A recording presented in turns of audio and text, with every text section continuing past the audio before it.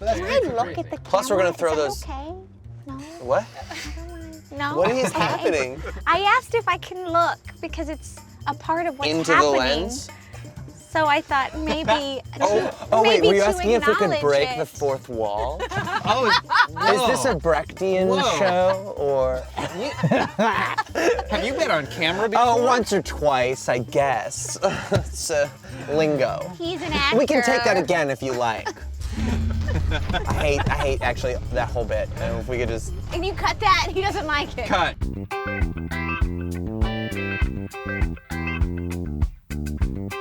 I'm Miles Thompson, executive chef of Michael's Restaurant in Santa Monica, California. Michael's has been open for 38 years. It's been open longer than I've been alive. It's one of the creators of California cuisine. So food that is very representative of what grows in California and showcasing them in a way that's absolutely delicious and without fuss. So Michael McCarty and I met through two other chefs. It's very fun, it's very interesting to learn from him. He has so much experience and so much time in the industry, which you don't see that much time of owning one restaurant under someone's belt. I opened in Santa Monica in 1979. It was a very, very interesting time because everything came in the supermarkets. It was frozen. It was like really odd. If you wanted herbs, you went to the spice rack. We were all about the vegetables, all about the herbs, all about freshness. We all talk about farms to table. We had to build the farms. So we had almost 100 farms that we contracted with. We brought in seeds, we trained them, we grew things like heirloom tomatoes, heirloom beets. As I say, you know, the revolution, we started it and it worked. It's been fantastic. Okay, so this dish is listed as a black garlic rice on the menu, but we all fondly call it the turnip dish. I would say this is a dish that is very tart, very explosive, very not your grandmother's turnips. I started working in food when I was about 13 years old. I started working as a dishwasher, and then after that I started working at Nobu.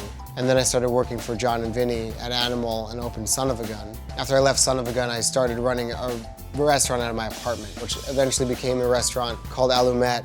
Then I moved down to the Caribbean and worked there, and then I came back to California to work at Michael's. This is so good. Literally about a year ago, I wanted to create an entirely new experience. So we started the search. We sent out an email to about 40 young hot chefs, and 2 chefs immediately sent back emails saying, if you can find Miles Thompson, he's your guy. So we located him on an island. We reeled him in, and I called him on the phone and I said, he said, I've been waiting for your call.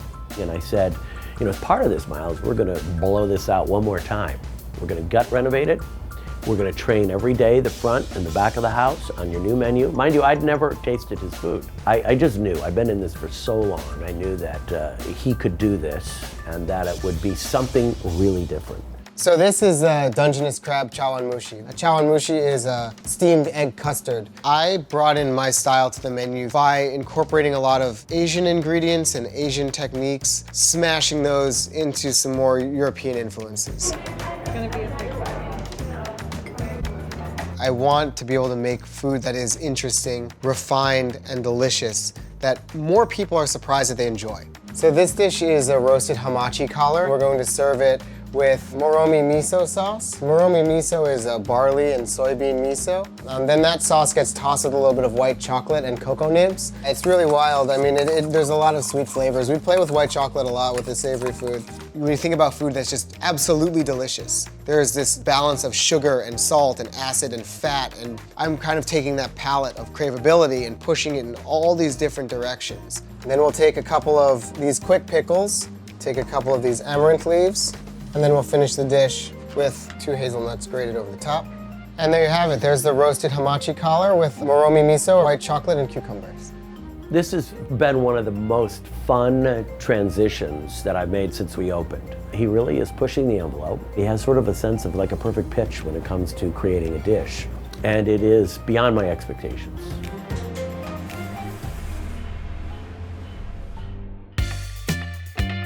Yesterday was my only day off, so my wife, Bray, and our friends Jarrett and Jason went out. Oh, do you have on your fanny pack? I do. Fantastic.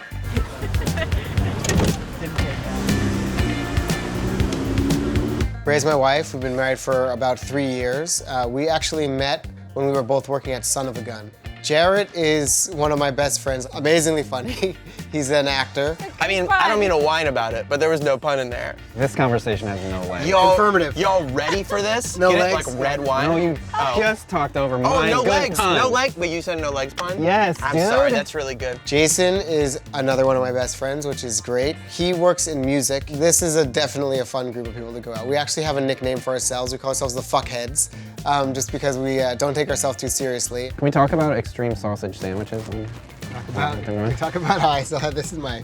What is that? This is a That collar was in your press. shirt? Yeah, because I yeah, just got this fresh. shirt. Staying crispy, dude. Yeah. Gotta stay crispy. We're gonna go to Esther's Wine Shop. Oh, Oh, Yeah, you guys ever been there? No. Okay, it's very Where is cool. it? It's in Santa Monica. Very good. We're gonna have some wine, have some snacks, some charcuterie, and some pickles and some fun things. Awesome. Really good. So it's all made by Jeremy Fox from Rustic Canyon. Oh, okay. He oversees the food there as well, so there's gonna be some excellent tasty That treats. sounds like it'll be good. cool. I was just thinking I needed a glass of wine, so that's perfect. Yeah. Grilled cheese. Hangry. I picked Esther's as our first stop for the night because it's a good way to kind of break into it. You know, that kind of lazy Sunday afternoon, sip on some wine, have some olives and things like that. It's like a little bit of a library feel. You see all the wine bottles around, there's cookbooks. It feels very cozy, but at the same time you feel like you're special as well. Food first? You want to start with wine? What do you want to do? What do you Food. recommend? I don't know. You're really excited about the grilled cheese. So Yeah, but I'm I say thirsty let's as hell, do it. too. What else is new? Chardonnay is right there, and then I brought over this bottle that's as big as me. Wow! This is the Peter Lauer Riesling that tonight we're pouring out of Magna. So it's the barrel X single barrel Riesling. It's awesome. Cheers, thank you. Eye contact. Thank you. Eye Eye contact. contact. Cheers. Thank you. This is like Thank you. the fucking best. Thank you guys. Fuckheads. This is so fun. Fuckheads. So we chose the grilled cheese sandwich with andouille because you can't say no to a grilled cheese sandwich, particularly one with 4 cheeses and bechamel inside, rubbed with andouille. What? Dang. It's like sweet and peppery and salty and gooey and soft. It's a lot softer than you think it's gonna be. Really soft. So we had to get the chicken liver in the small jar with the crab apple chutney and the pistachios, which are one of my favorite nuts anyway. That's Oh, yeah. really good. Pistachio's cool.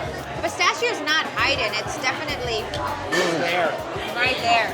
Esther's was awesome, and I definitely was happy to experience it. I'd never eaten there before, so it was really nice to be in there and to get lost in the library feel of the whole restaurant. All right, guys, we're all good here.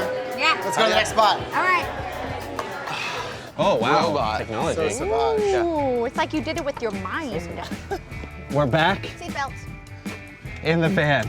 Yes, good reference. Good reference. Jurassic Park. So we are gonna go to Felix. So Felix is It's a new restaurant. Italian. It's an Italian restaurant. It's a new restaurant. Wait a minute. The Italian restaurant is in Venice? Oh! Guys, that's a long flight. See you at LAX. So fucking stupid. Oh my god. So Chef Evan Funky, Yeah. doing awesome handmade pasta. All the pastas are made completely God, that's fatto a so mano, good. completely made by hand. I just got a carb boner. Felix is a new restaurant that opened in Venice. The chef, Evan, I have known him for as long as I've been going to the farmer's market. And this is his restaurant. This is his pasta laboratory. So of course, we had to go there. My name is Evan Funky. This is Felix Trattoria in Venice, California. We cook as if California is its own region in Italy. We use local products. We use the Italian mindset. We pay homage to the deeply rooted culinary traditions of Italy, and handmade pasta is one of those. You guys ready to eat some fucking pasta? Chef Evan's an unbelievably gracious host, and he showed us the world of what they do at Felix. Look at these meatballs. Damn, dude. Those meatballs were insane. Best way I can describe it is like a sausage on the inside that tastes like a perfect pork chop in a thin veil of breadcrumb. I mean, those meatballs are like fucking me up. I mean, I don't actually know how I made them. It was amazing. Oh my God. So cacio e pepe is Chef Evan's signature dish. I've made cacio e pepe in this city in 2008. And when I started serving cacio e pepe, nobody in LA was serving cacio e pepe because I checked. I put butter in it, which is like, whatever, blasphemy. We're also gonna add a little bit of olive oil to this, which is also like a faux pas. If you wanna fry the black pepper, fry it, toast it. Roman diners like their spaghetti tonarelli like al dente, like fucking al dente, crunchy. So I'm gonna make it crunchy for Miles. 2 different types of pecorino romano, and then a little bit of black at the end, and that's it. Fuck, that's real good. It's like al dente, but not al dente, but al dente, but not al dente. It's like everywhere. It's crazy. Entire spectrum. So another dish that they sent out was the triofe. It was like a corkscrew-like pasta. It was very, very, very chewy with a pesto genovese, so the basil pesto. I'm just fucking punching you in the palate with pine nuts. It's amazing. So then Chef Evan brought out the pappardelle, 200-year-old recipe taught to him by his pasta master, and then 4-year aged Parmesan. Your silence is so loud. Just they're careful. So special. You know, it's like it's so refined. You can't criticize it. It's impossible to criticize this. It's hard to talk about how good it is too. Exactly. There's like you can't find the right words because it's so precious. I think that this is all an example of exactly why this is a restaurant that I wanted us to try. The level of respect for the ingredients, for the process, is so vivid. I'd say it's a compliment to what you're doing too. Oh, thank you. Giving honor to the ingredient. Yeah. I absolutely think that Chef Evan is bringing something special and new to not only Venice, California, but to California. Thank you so Yes, much. it is. My pleasure. We're blessed This and is lucky to try this. Beautiful.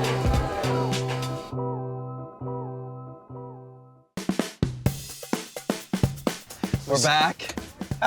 In the bag. Shut up! You can't do it twice. All right, so we're gonna head to the Brig now. Yeah! What? The Brig! It's like you know me. Dude. I do. Dark memories of the Brig. Dark memories. The last time I ended up at the Brig, I don't know what happened to my shirt.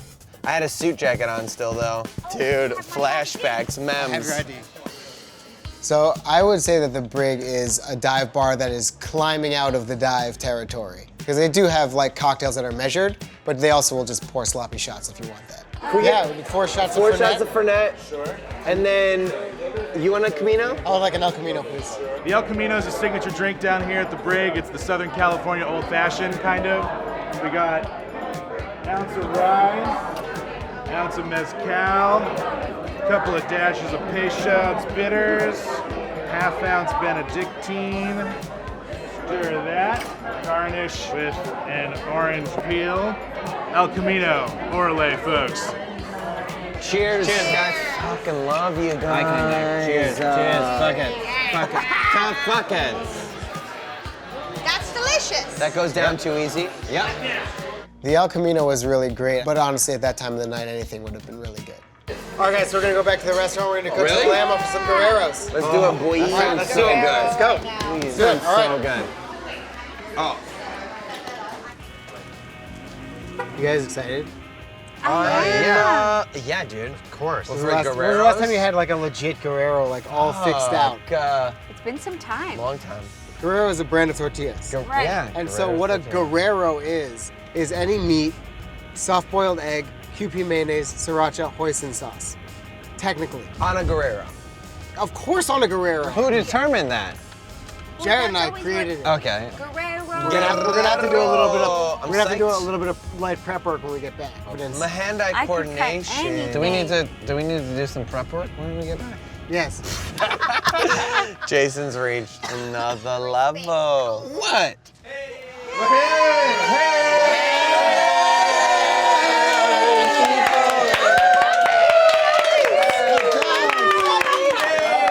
After the Brig, we came back to Michael's, where in all of our inebriated glory, we made some food for some of our friends. So what we made when we came back to Michael's was something that we invented a few years ago. It's called the Guerrero. It's basically a leftover burrito with no rice in it. So we made some lamb shoulder that we marinated with pomegranate molasses, some rosemary, salt, pepper, olive oil, and fish sauce, which we roasted slowly and then shredded. Jason shredded it by hand. Hot. Ooh, ow, hot. It's hot. It's hot. Woo, some fucking hot meat. I think he went the farthest of all of us down the path that night. Oh, spoons? You gonna spoon it? All right, all right. Oh, girl. Oh, girl. Oh, girl. Woo. And then we had hard-boiled eggs, pickled cabbage, hoisin sauce, sriracha, and Kewpie mayonnaise. Fold it up. There you go. Fucking snackers. It was fun hanging out at the restaurant after hours. I mean, it was, you just kind of, when you start cooking for people, you just get back into that mode. I know I was kind of ordering Jason around a little bit. How many more do we need? All of them. Come on, this isn't a fucking sweatshop. This is so hard. You do this every day? 86 Guerreros. I'm too stressed out. No more fucking burritos. We got hungry people out here. I got hungry people. That's it. That's the Guerrero. All right, guys, here we go. This is a fun sloppy burrito for everyone to enjoy.